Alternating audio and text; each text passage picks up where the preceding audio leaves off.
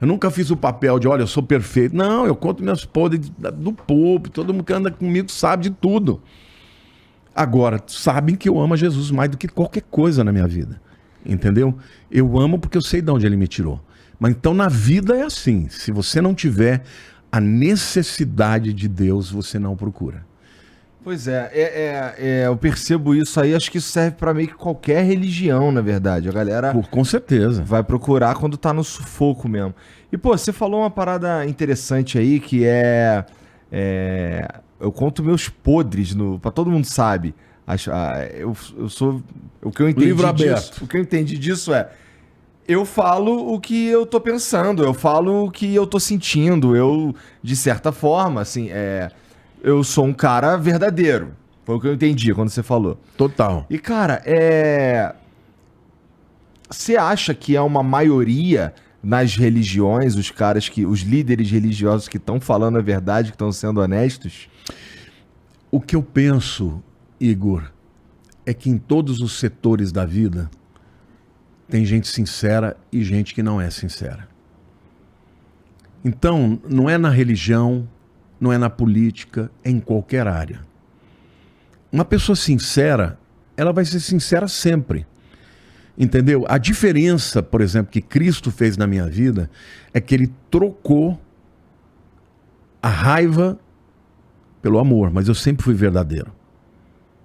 Tanto é que para andar comigo tem que ser assim. O camarada é falsozinho, eu falo, sai fora. Não vai andar comigo.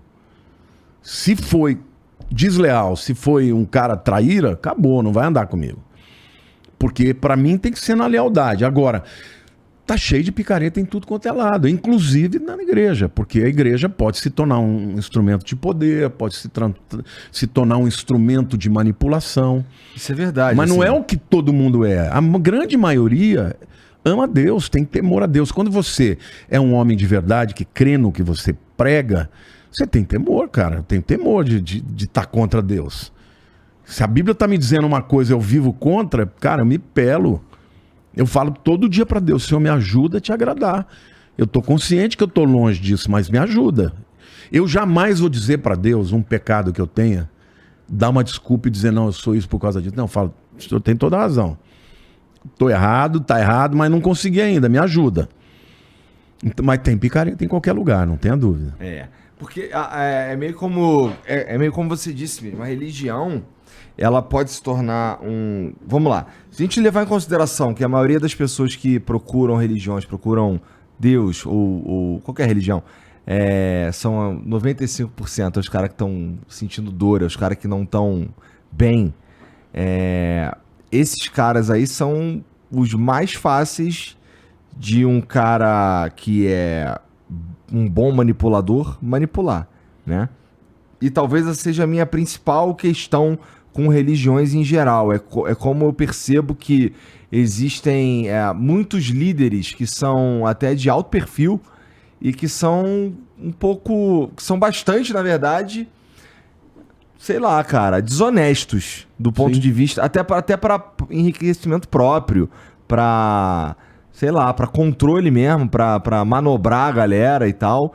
E nesse sentido, cara, a religião, ela pode também dar uma atrapalhada na sociedade, porque são seres humanos, né? E seres humanos são complicados, né? Na verdade, o que eu penso é o seguinte, se você faz uma análise um pouco mais acurada, você vai perceber que é o contrário. A igreja, ela está em todos os estratos da sociedade. Eu cansei de ver pessoas que entraram drogados, alcoólatras, batiam na mulher e que hoje são pessoas diferentes. Eu tenho um grupo de homens que a gente faz uma vez por mês, toda primeira, segunda-feira, que chama Homens de Honra. E como a igreja é muito grande, às vezes você não conhece todo mundo, mas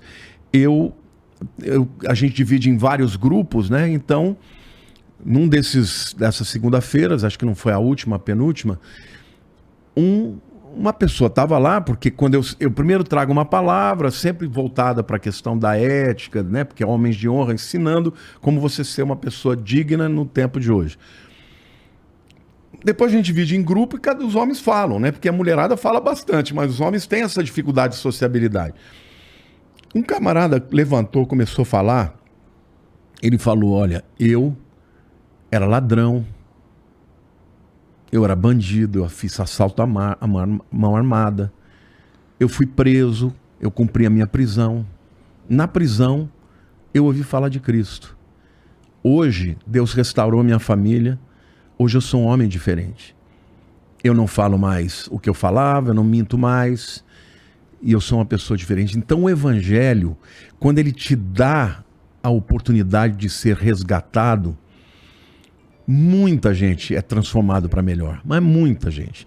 Nós temos na nossa igreja, por exemplo, um grupo que chama Reviva, que é para pessoas drogadidas. Então tem muita gente, tem psicólogos, tem pessoas que dão lá, fazem como se fosse um Alcoólatras Anônimos, fazem a partilha, o que eles contam lá dentro ninguém fica sabendo e tal.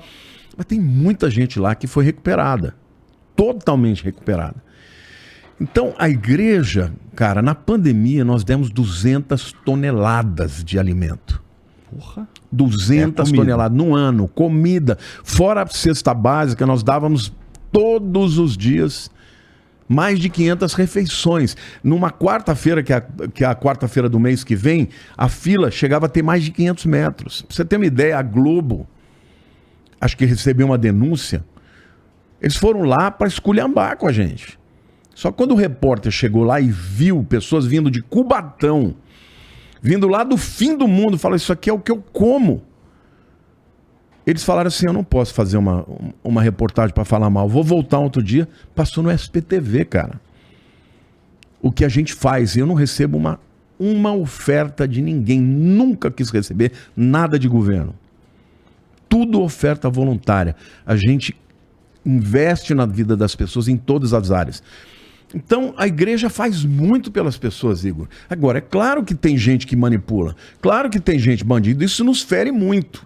Quando você encontra alguém, sabe, se prevalecendo, usando, sabe, do seu poder para manipular, me entristece muito. Por quê? Porque muitas vezes pessoas se afastam da igreja por causa disso. Porque quem que vai ser o seu paradigma? É o cara que fez o errado. É porque ele acaba ficando famoso, né? E tem muita gente que usa mesmo. Só que Jesus falou que isso aconteceria. Mas nós não fazemos para as pessoas verem, a gente faz para Deus. Por que tu não aceita nenhuma ajuda estatal? Eu nunca quis aceitar, nem tirei essas utilidades. Eu dei para muita gente quando eu era deputado, mas nunca fiz para nós. Por quê? Porque muitos políticos, quando você vai pedir uma ajuda, eles querem a contrapartida. E eu falei: aqui não. Aqui, embora eu sempre tenha sido alguém que tenha visão política, eu nunca tive essa coisa de voto de cabresto, tem que votar em A ou B, entendeu? Vota em quem quiser. Eu nunca, como candidato, eu nunca pedi voto na minha igreja. Nunca perguntei para uma pessoa se tinha votado em mim ou não. Porque eu falei: aqui eu sou pastor. Aqui vocês não têm nem obrigação de votar em mim. Então eu sempre fui muito ético nessa questão. E eu penso que existem políticos que nunca me pediram nada e que eu entendo que são sérios, que têm que ajudar, mas isso é o meu voto pessoal. Hoje eu posso até ir para a minha mídia social e dizer: olha, eu vou votar no fulano de tal. Mas a igreja não tem voto nenhum. Cada um. Tanto é que na igreja tem petista, tem bolsonarista, tem os que estão no meio, entendeu? Tá cheio de gente lá dentro. É, né?